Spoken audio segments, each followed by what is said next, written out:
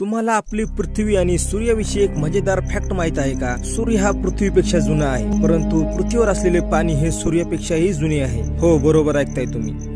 पण पृथ्वीवर असलेले पाणी सूर्यापेक्षा कसे जुने आहे हे आपण या व्हिडिओमध्ये जाणून घेण्याचा प्रयत्न करणार आहोत. चला तर पाहूया. सर्वात अगोदर सूर्याविषयी बोलूया. आपला सूर्य 4.6 बिलियन वर्ष अगोदर निर्माण झाला आहे. धूळ आणि गॅस असलेला एक अतिविशाल ढग स्वतःच्या गुरुत्वाकर्षणाने कोसळला आणि त्यामध्ये न्यूक्लिअर फ्युजन होऊन आपल्या सूर्याची निर्मिती झाली. सूर्याची निर्मिती ज्या विशाल ढगामधून झाली त्या धुळीच्या आणि गॅसच्या ढगामधून पृथ्वीची निर्मिती होत होती.